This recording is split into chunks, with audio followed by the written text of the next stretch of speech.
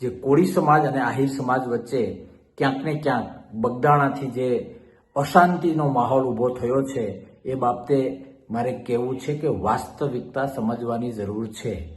આહિર સમાજ અને કોળી સમાજ, મારે પૂછવું છે કે વાત સૌરાષ્ટ્રની હોય તો સૌરાષ્ટ્રમાં કયો આહિરભાઈ એવો છે કે જેનો એક પણ મિત્ર કોળી ન હોય, અને કોળીભાઈને મારે પૂછવું છે સૌરાષ્ટ્રમાં હોય અને તમારો એક પણ મિત્ર આહિર ના હોય. આવા લોકો શોધવા લગભગ અશક્ય છે, કારણ કે પેઢીઓથી એ પ્રેમ ભાવ અને પારસ્પરિકતા રહી છે.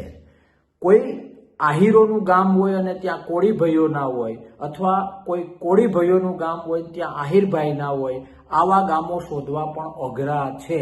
એટલા માટે સમાજના વડીલોને વિનંતી કરવી છે કે પોતાના સ્વાર્થ માટે ક્યાંક ને ક્યાંક સમાજને ગેરમાર્ગે દોરવાનું કામ કોઈ કરતું હોય તો એને રોકવું એ આપણો ધર્મ છે.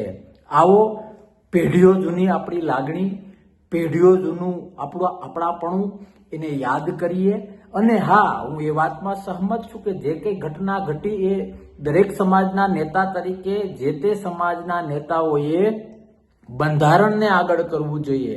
આમ પણ નેતા એ છે જે સાંધે, નેતા ક્યારેય સમાજના નામે જ્યારે પોતાના સ્વાર્થ માટે કંઈક કામ કરતો હોય તો વાસ્તવલક્ષી રીતે એ નેતાની વ્યાખ્યામાં, પછી એ સામાજિક હોય કે રાજકીય હોય, વાસ્તવિક રીતે એ નેતાની વ્યાખ્યામાં નથી આવતા.